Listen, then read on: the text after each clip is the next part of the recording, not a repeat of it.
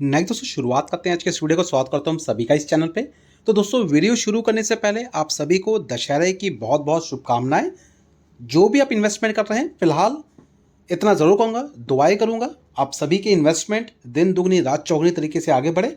सही स्टॉक्स का आप चयन करें, सही तरीके से बाजार में आप आगे की तौर पर बढ़ते रहें। अब दोस्तों बात करते हैं, शुरू करते हैं आज के इस वीडियो को कि दोस्तों कल के दिन की अगर बात करें, आने वाला कल का दिन फिर से एक नई मोड़ के साथ रहेगा। बाजार में क्या क्या एक्टिविटी होगी, उन सभी का क्या एक्शन और रिएक्शन होगा, इन सभी चीज़ों के बारे में प्रॉपर डिटेलिंग करने वाले हैं। तो वीडियो को ध्यान से और पूरा ज़रूर देखें।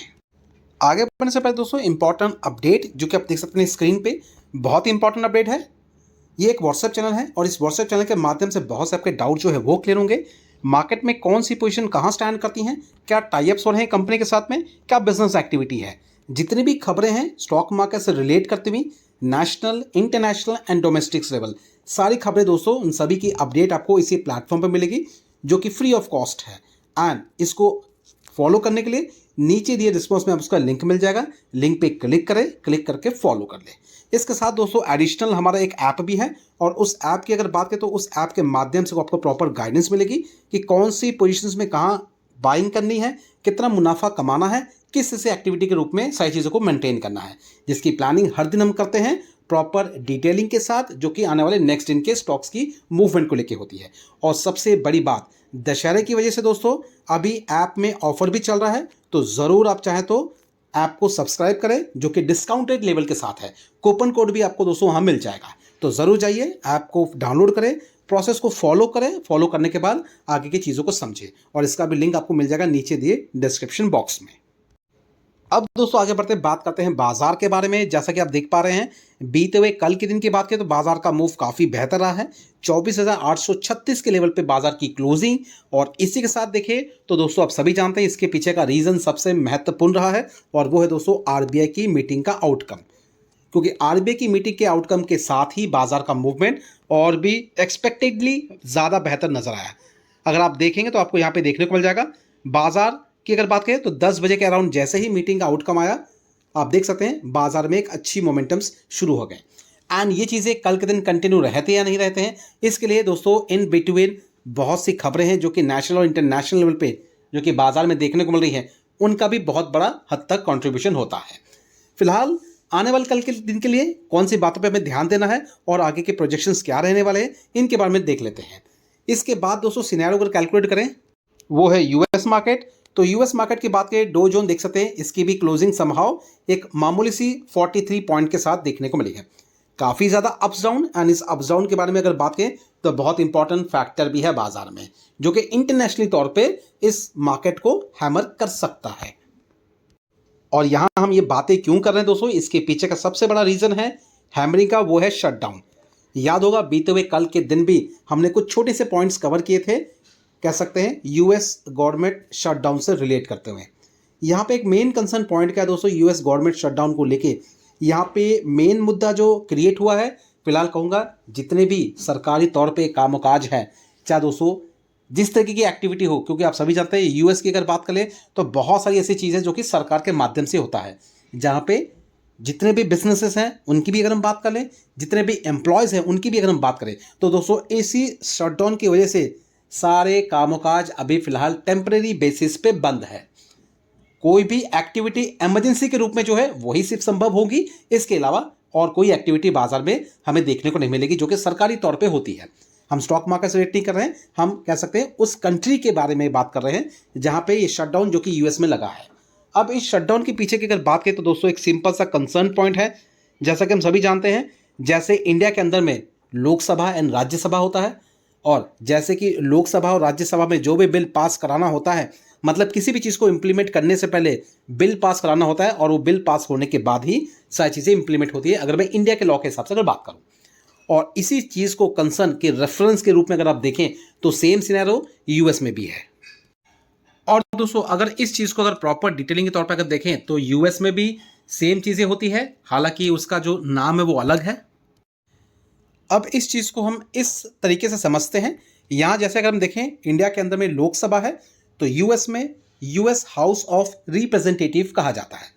सेम सिनेरियो अगर राज्यसभा की बात करें इंडिया के अंदर में, तो वहाँ यूएस सेनेट। तो ये दोस्तों दो यूएस की लेजिस्लेटिव बॉडीज़ हैं। कंसर्न यह है जैसे यहाँ इंडिया के अंदर में वोटिंग के द्वारा किसी भी अगर लॉ को पास कराना होता है तो पहले लोकसभा एंड राज्यसभा में इन सारी चीज़ों को रखा जाता है, वहाँ पे सारी चीज़ें अगर पास होती है तब जाके सारी चीज़ें एग्जीक्यूट या फिर इंप्लीमेंट होती है। सेम सिनेरियो वहाँ पे भी ऐसा ही कंसर्न है और इसके लिए वोटिंग पावर लगती है। और यहाँ अगर देखें तो सरकार जो ओपोनेंट में बैठी है, अगर यूएस की अगर हम बात करें सिनेरियो के हिसाब से, उनकी तरफ से ये बहुमत के साथ या फिर कह सकते हैं उनकी तरफ से सपोर्ट नहीं मिला है करंट रूलिंग गवर्नमेंट को। और करंट रूलिंग गवर्नमेंट चाहती क्या है, तो करंट रूलिंग गवर्नमेंट चाहती है कि जितने भी सरकारी खर्चे हैं जो कि एक तरीके से आम पब्लिक को सहूलत के तौर पे दिए जाते हैं, चाहे वो मेडिकल की सेवाएं की बात कर ले, क्योंकि अभी अगर इंडिया की अगर हम बात करें तो यहाँ पे तो ऐसे सरकार की तरफ से पूर्ण रूप से मेडिकल सेवाएं या फिर मेडिकल सुविधा नहीं है। हालांकि अलग अलग तरीके के सिनेरियो ज़रूर है, सेटअप ज़रूर किए हैं, सरकारी हॉस्पिटल ज़रूर है, लेकिन एक तरीके का कोई भी ऐसा परमानेंट सोल्यूशन यहाँ पे नहीं है कि हर तरीके का इलाज एक ही सरकारी मतलब कह सकते हैं मतलब सरकारी हॉस्पिटल में हो जाए, लेकिन वहाँ पे ये सारी चीज़ें सुविधा के रूप में दी जाती हैं। तो ये चीज़ें जो है वहाँ पे वो कम करना चाहते हैं, उस पैसे को वो बाकी चीज़ों में या फिर बाकी डेवलपमेंट में जो करंट सरकार है वो यूज़ करना चाहती है। जैसे हम ट्रम्प की सरकार की बात करें, और इसी का अपोनेट कर रहे हैं, मतलब इसी का विरोध कर रहे हैं वो, कि अगर हम इस तरीके की सुविधाएं अपने आम पब्लिक को नहीं देंगे तो आम पब्लिक का जो खर्चा है या फिर कह सकते हैं स्पेंडिंग वो बढ़ जाएगी। और वैसे भी ट्रम्प के टैरिफ्स की वजह से जो सिनेरियो भी क्रिएट हुआ है, क्योंकि दोस्तों जो भी टैरिफ्स लगाया गया है कंपनीज पे या फिर कंट्रीज़ की अगर हम बात करें तो वहाँ पे टैरिफ्स लगा तो ज़रूर है, लेकिन उस टैरिफ का जो असल भुगतान है उसके एंड यूज़र करते हैं हमेशा, चाहे वो कोई भी कंट्री हो। टैक्सेस जो भी कंट्री के माध्यम से लगाए जाते हैं वो हमेशा उनकी आम जनता या फिर जो भी उसको यूज़ कर रहा है उनके द्वारा ही चुकाया जाना पड़ता है। उसकी वजह से भी कह सकते हैं आम पब्लिक पे काफ़ी ज़्यादा खर्च बढ़ चुका है। तो ये भी कंसर्न है, इसलिए ओपोनेंट जो पार्टी है वो ये कह रही है कि इस तरीके की चीज़ें हम चेंज के रूप में अभी फिलहाल नहीं कर सकते हैं, और इसी चीज़ को लेके कह सकते हैं क्राइसिस है। और यहाँ पे देखें तो जब तक ये मामला नहीं सुलझता है तब तक कह सकते हैं इकोनॉमिक शटडाउन आप कह सकते हैं यूएस में है।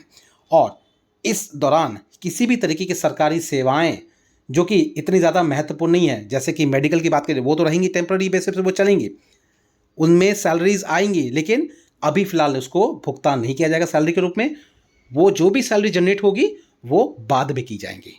और जिनको टेम्पररी रूप में अभी फ़िलहाल कामकाज बंद किए गए हैं सरकारी तौर पे, चाहे वो बैंक हो जाए चाहे वो किसी भी तरीके का कंसर्न हो जाए, उनको सैलरी इस छुट्टियों की नहीं मिलेगी।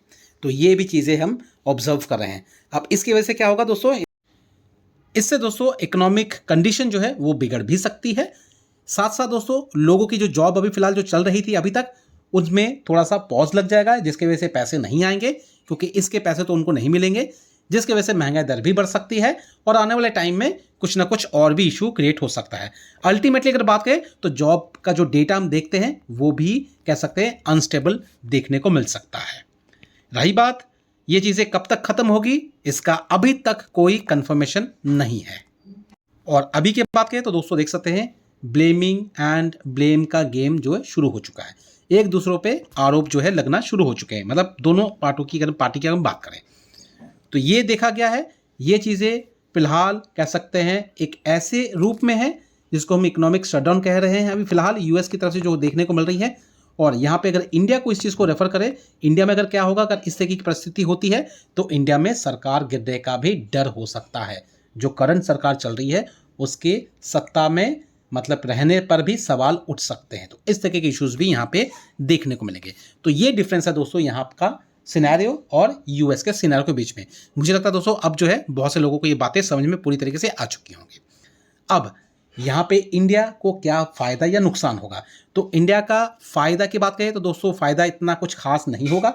नुकसान की बात करें तो जो भी सामान यहाँ से गया है वो भी कह सकते हैं उस हिसाब से वहाँ पे डिलीवर नहीं होगा, पोर्ट में ही पड़ा रहेगा, पोर्ट से उतरेगा नहीं, ख़राब होने के चांसेस भी ज़्यादा है अगर उस तरह की चीज़ें होंगी। अदर एक्टिविटी हिसाब से देखें तो पैसे रिलीज़ होने में भी डिले होंगी, क्योंकि सरकारी तौर पे जो भी कामकाज होगा जो कि अमाउंट रिलीज़ करने से रिलेटेड है वो भी डिले होंगी। तो इस तरीके की एक्टिविटी भी हम इंडिया के बिहाफ पे हमें देखने को मिल सकती है। तो ये होगी दोस्तों पूरी तरीके से क्लैरिटी इकोनॉमिक शटडाउन को लेके, इसके वजह से सिनेरियो क्या होगा ये भी देखना बनता है। एंड रही बात जो भी चीज़ें आगे होंगी इसके बारे में प्रॉपर डिटेलिंग हम आपके सामने रखते रहेंगे। अब दोस्तों नेक्स्ट बात करते हैं पोजीशन के हिसाब से। यहाँ अगर देखें तो देख सकते हैं वेरी एनर्जीज की अगर हम बात करें तो लगभग कह सकते हैं जो हम पहले बात कर रहे थे कि लिथियम आयन बैटरी को लेके जो कि इन्वर्टर के रूप में एनर्जी स्टोरेज से रिलेटेड जो भी काम होगा, वेरी एनर्जी को लेके सेटअप हो चुका है।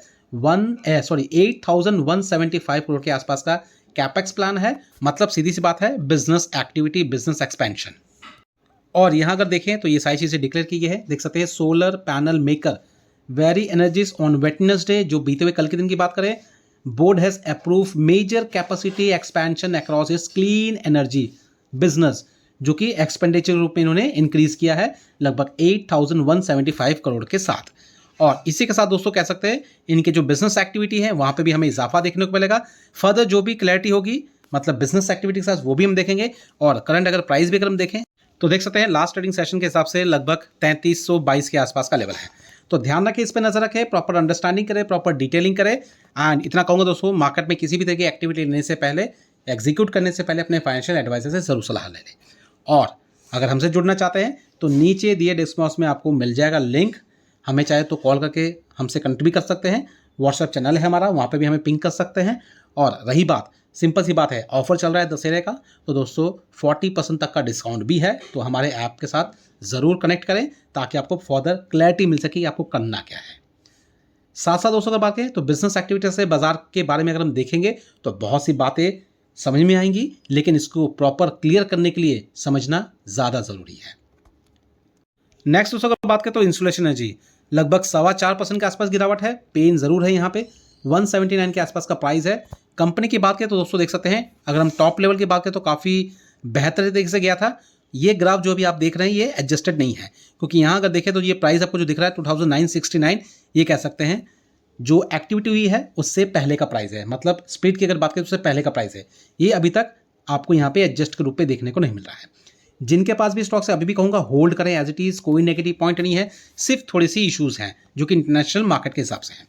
पी रेशियो भी अगर देखें तो यहाँ पे काफ़ी सस्ता वैल्यूएशन, मात्र 30 के परे, जो कि इससे पहले लगभग 7 से 8 महीने पहले की बात करें यही पी रेशियो लगभग 80-90 के आसपास भी पहुंचा हुआ था। तो इतना कहूँगा, ध्यान रखें, होल्ड करें, कोई पैनिक होने की जरूरत नहीं है। जिनके पास भी है जरूर ध्यान रखें इस चीज़ को लेकर, स्टडी करें, प्रॉपर डिटेलिंग रखें, क्योंकि ये एक्टिविटी के हिसाब से देखें स्टॉक्स में गिरावट क्यों है ये समझना जरूरी है। और इंटरनल इशूज़ कोई नहीं है मार्केट में, कंपनी को लेके कोई भी इश्यूज़ नहीं है, सिर्फ जितना भी इश्यूज़ चल रहा है अभी फिलहाल करंट सिचुएशन के हिसाब से चीज़ें देखने को मिल रही हैं। बहुत जल्द इस बिजनेस पे फिर से नज़र आएगी, फिर से ये चीज़ें इंक्रीज़ होगी, तो इस पर भी स्टडी ज़रूर करना बनता है। तो चलिए दोस्तों, फिलहाल इन सारी अपडेट के साथ यहाँ पे वीडियो को वाइंड अप करते हैं। मिलते हैं दोस्तों अपने नेक्स्ट वीडियो में अपने ऐप में। Thank you for watching and bye bye. साथ साथ इतना कहना चाहूँगा, जिस किसी ने अभी तक नहीं सब्सक्राइब किया है या नहीं अपने ऐप को अपलोड किया है, डाउनलोड किया है, उसको ज़रूर जाके क्लिक पे करके डाउनलोड कर सकते हैं ताकि आपको प्रॉपर क्लैरिटी मिल सके। तो यहाँ पे वीडियो को वाइंड अप करते हैं, मिलते हैं अपने नेक्स्ट वीडियो में। Thank you for watching and bye bye.